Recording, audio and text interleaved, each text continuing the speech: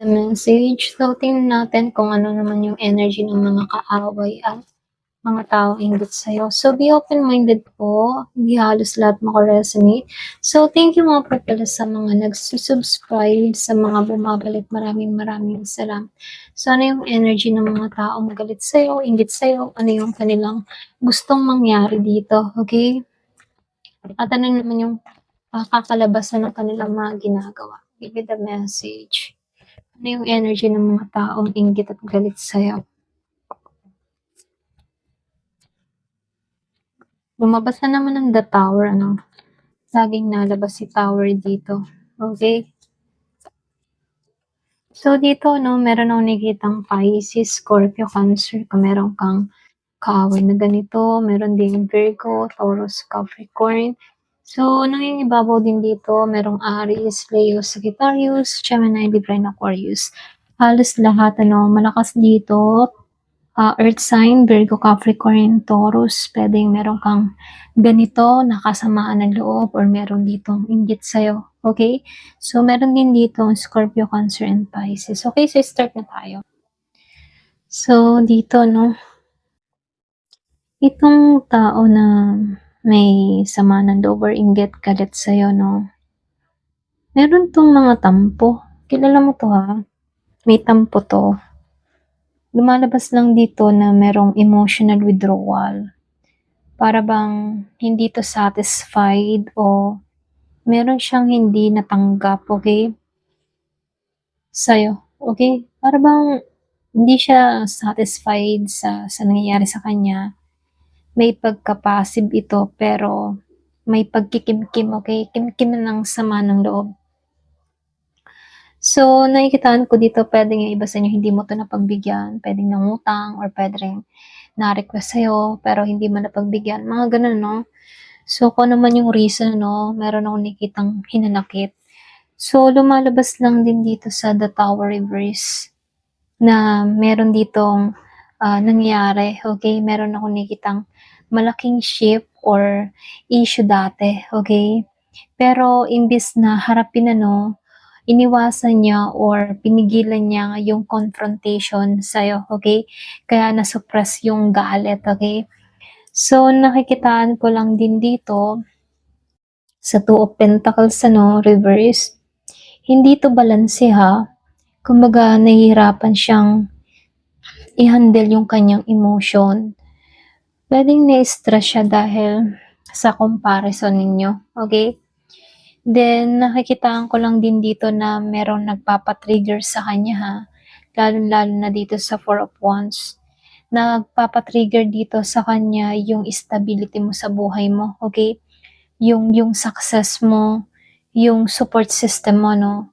So, posibleng naiinggit siya sa peace, sa relationship, at sa mga achievement mo rito, okay? Then dito, no, nakikitaan ko lang din dito, yung iba sa inyo, no, kinainggitan din ng tao na to yung maturity mo, okay? Lalo na yung emotional maturity mo, okay? Baka ikaw yung tipo ng tao na kalmado, ikaw yung mas mabait, ikaw yung mas emotional secure. Yung dun siya nai-insecure, kasi kahit sa sistema ka na magulo, no, or kahit kita ng tao na 'to na sinusubok ka, kalmado ka lang, puwedeng hindi mo pinagtutuunan yung gulo na nangyayari sa buhay mo, okay? Dun ka pa rin nakatungo sa kapayapaan mo, okay? So, nakikitaan ko lang din dito kung saan nagmumula yung inggit mula sa taong ito, okay? Dito sa Four of Pentacles reverse.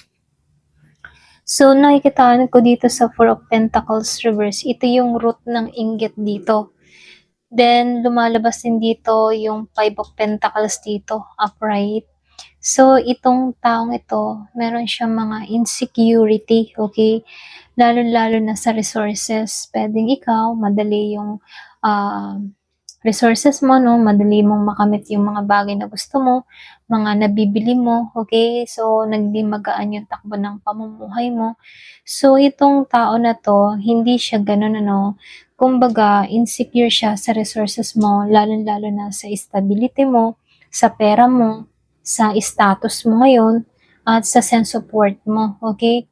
So, may mga pakaramdam 'to na may kulang sa kanya or puwedeng merong hindi ka tanggap-tanggap sa kanya at ikaw yung reminder sa kanya na may kulang sa taong ito, lalong-lalo na sa buhay nito. Lalong-lalo na 'no, kung ikaw yung tipo ng tao na mabait, mapagmahal, tapos itong tao na 'to walang pamilya na sumusuporta sa kanya. So, yun yung insecure ng tao na 'to kasi lalong-lalo na nakikita ng tao na 'to na maganda yung samahan niyo, okey? So, lumalabas din dito 'no, ito yung current intent niya dito. Meron akong nakitang galaw niya, okay. So, dito sa The Fool, itong tao na 'to may urge siya na mag-reset, okay, or puwede ring gumawa ng impulsive move, okay. So, nakikitaan ko lang din dito sa Temperance dito, pero kahit meron 'tong gustong gawin ano, meron pa rin pagpipigil sa kanya dito. Sinusubukan niyang i-balanse yung kanyang emotion dito 'no, pero gano'n pa man dahil nakikitaan ko rito yung si Death, kumbaga hirap siyang mag-let go, hindi pa siya tapos sa issue sa'yo ano. Siya yung tipo ng tao na mahirap para sa kanya i-let go yung mga nangyari sa nakaraan. Siya yung gano'ng klase ng tao ano, para bang hirap siyang pakawalan, okay, kung ano man yung meron kayo sa nakaraan. So, nakikitaan ko lang din dito issue, okay, meron pa rin kayong issue ng taong ito. Then dito 'no, nakikitaan ko lang din dito sa Three of Cups dito. So, meron akong nakikitang possibility na title ano, meron akong nakikitang backtalk or distance sa social circle ano. So, lumalabas dito na hindi ito open sa confrontation, more like silent shade lang 'tong tao na 'to. So, ibig sabihin, siya yung tipo ng tao na hindi siya handa sa yung bang tipo na harapan, okey, hindi siya handa sa gano'n. Kaya meron yung iba sa inyo puwedeng, pinagtsitsismisan ka sa iba, okey, or puwede ring sinisiraan ka sa iba, okey. So, nakikitaan ko lang din dito sa Four of Swords ano, naka-upright 'to. Kumbaga dito 'no, meron ditong lie low, kumbaga puwedeng meron 'tong mga konting kasinungalingan. Meron akong nakikitang nag-retreat, so hindi ito explosive na confrontation energy. So, lumalabas lang dito, itong tao na 'to ay tahimik at inggit, okey, sa'yo na tinatago. So, nakikitaan ko lang din dito 'no, siya yung tipo ng tao na naiinggit siya sa stability mo, sa emotional maturity mo. Meron siyang insecure, okay, posible dun sa iba sa inyo financial or, self-worth, okay. Hindi niya alam kung paano pahalagahan yung sarili niya. So, hindi siya handang harapin yung kanyang mga, hindi niya I mean ano, hindi ito handang harapin ng direkta itong mga, puwedeng ikaw hindi ka niya handang harapin ng direkta 'no. So, puwedeng siya yung tipo nga sinabi ko nga kanina 'no, kumikilos ng patalikod. So, meron akong nakikitang suppressed resentment dito 'no, kumbaga mas pipiliin niyang umiwas kaysa makipag-away sa'yo openly, okay. So, ikaw ano, mas balance yung energy mo, lumalabas dito. Kung mapapansin mo, ang daming force, nakikitaan ko dito ano, yung force spread ano, +4, okay, marami akong nakikitang 4.